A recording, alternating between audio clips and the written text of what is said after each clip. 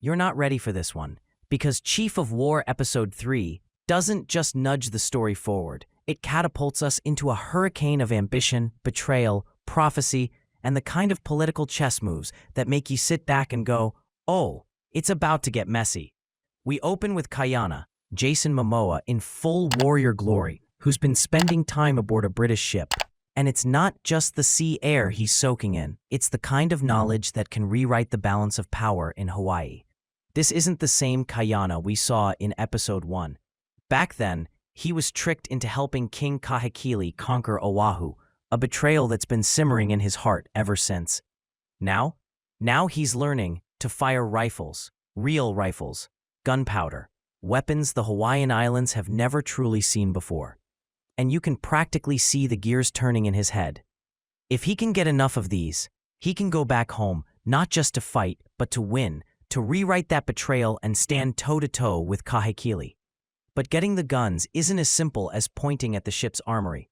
On land, Kayana crosses paths with a woman named Vi, and the tension here is electric, not romantic tension, but the kind where two people instantly recognize they speak the same cultural language in a world that doesn't. She's Hawaiian too, but her game is bigger than survival. Vi knows Western influence is coming whether they like it or not, so instead of resisting, she wants to control it, to open trade with the English on her terms. And she's sharp enough to see exactly what Kayana wants and needs, guns, and she's willing to get them for him. But there's a price. He has to help her convince the chiefs of Hawaii to agree to these trade routes.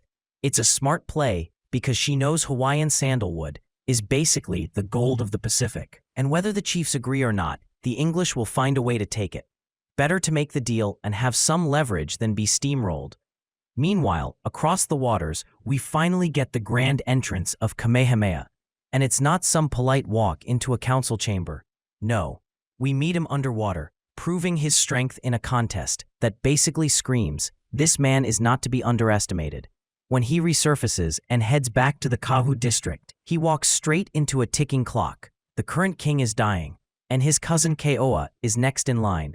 The air in the room when these two stand together is thick with contrast. Keoa is eager for war against Kahekili, driven by passion and impulse, while Kamehameha, calmer but sharper, is thinking long-term. He talks about food supply, sustainability, because what's the point of winning a war if your people starve afterward? This is where politics gets tangled with prophecy. You see, Kamehameha is betrothed to Ka'ahumanu, introduced in Episode 2, and her father, Momoa, didn't make this match for love. He sees Kamehameha as a great man, someone destined for more than just being a secondary royal. Momoa believes in the prophecy, the one that says a great king will unite the islands, and Momoa is convinced Kamehameha is that king. But there's a snag. Ka'ahumanu has already visited the seer Taula and been told something that shakes her to the core. She will never be able to bear Kamehameha's children. For a woman who might one day be queen, that's devastating. Because in a monarchy, heirs aren't just children, they're the lifeline of legitimacy. You can see her wrestling with it. Does she tell him? Does she keep it to herself and focus on helping him become the man the prophecy demands? While all this is brewing, we jump back to Kayana's world aboard the ship, and this is where the side plots tighten the net. There's Tony, a sailor with an easy manner who takes a liking to Kayana, helping him pick up English. Tony feels like a good guy in a world full of opportunists. But where there's good, there's also Marley, and Marley is the kind of character who makes your skin crawl. Bigoted, greedy, the human embodiment of colonial exploitation. He doesn't see Hawaii as a home or culture, just a chance to line his pockets. And then, in a gut punch of an ending for Tony, Marley and his gang capture him, planning to sell him into slavery. It's vile, it's cruel, and it's the spark that promises a collision course. Because now Kayana isn't just racing Marley to get back to Hawaii, they're both coming with very different intentions. Marley wants to strip the islands for profit. Kayana wants to return armed and ready to change the game. And here's where the prophecy comes roaring back into focus. Kahekili, over in his corner, believes he's the chosen one, the great king destined to unite the islands.